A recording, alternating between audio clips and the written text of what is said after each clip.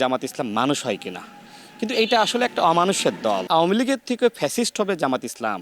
দেশবিরোধী কোনো শক্তিকে দেশের জনগণ ক্ষমতায় আনবে বলে আমার কাছে মনে হয় না। 16 বছরেও নিজেদের কার্যালয়ের তালা খুলতে পারে নাই জামাত ইসলাম। দেখেন, এই জামাত ইসলাম কিন্তু বাংলাদেশে রাজনীতি করার সুযোগ ছিল না। শহীদ প্রেসিডেন্ট জিয়াউর রহমান তাদেরকে সুযোগ দিয়েছিলেন এবং পরবর্তীতে দেশনেত্রী বেগম খালেদা জিয়া তিনিও জামাত ইসলামকে রাজনীতিতে সুযোগ দিয়েছেন, এমনকি সাথে রেখে তাদেরকে মানুষ করার চেষ্টা করেছিলেন যে জামাত ইসলাম মানুষ হয় কিনা, কিন্তু এইটা আসলে একটা অমানুষের দল। আমি প্রায়ই বলি, যদি ভবিষ্যতে কখনো জামাত ইসলাম বাংলাদেশে ক্ষমতায় আসে, সেক্ষেত্রে আওয়ামী লীগের থেকে ফ্যাসিস্ট হবে জামাত ইসলাম। এই যে ইবনে সিনা, ইসলামী ব্যাংক সহ তাদের যে প্রতিষ্ঠানগুলো রয়েছে, সেখানে দেখেন যে শিবির না করলে সেখানে চাকরি করা যায় না। এইটাই তার প্রমাণ। যদি জামাত ইসলাম ভবিষ্যতে ক্ষমতায় আসে, এক সপ্তাহের মধ্যে সকল কর্মকর্তা কর্মচারীকে তারা কিন্তু সরিয়ে দিয়ে নিজেদের দলগত এবং দলদাস যারা শিবির জামাতের কর্মী তাদেরকে কিন্তু বসাবে।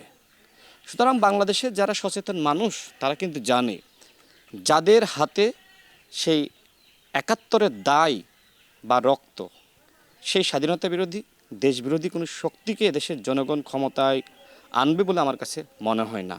তারা এই মুহূর্তে যেটি করছে, বিএনপির বিরুদ্ধে নানান ধরনের চক্রান্ত করছে, এমনকি হুমকি দিচ্ছে যে 16 দিনে চাইলে নাকি তারা বিএনপির পতন ঘটাইতে পারে, অথচ 16 বছরেও নিজেদের কার্যালয়ের তালা খুলতে পারে নাই। তারা আবার বিএনপিকে নিয়ে কথা বলে।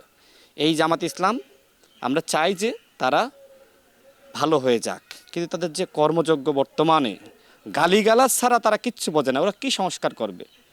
ওরা তো গালিগালাজে ভরা ওদের হৃদয়টা। দেখবেন যে যে কোনো বক্তব্য, যে কোনো আলোচনা, সেইটাকে তারা গালিগালাজ করে থামাতে চায়। আমরা যারা গণবান্ধব রাজনীতি করি, জনগণের কথা বলি, আমরা যাতে থেমে যাই, এই জন্য দেখবেন যে আমাদের নিয়ে নানান ধরনের মিথ্যাচার, প্রপাগান্ডা, এই কাজগুলো তারা প্রতিনিয়ত করছে। কিন্তু আমরা তো আসলে থেমে যাওয়ার জন্য আসি নাই। বাছাইকৃত কাঁচামাল ও স্বয়ংক্রিয় ইউরোপিয়ান মেশিনে তৈরি হয় all time butter bun. All time healthy life.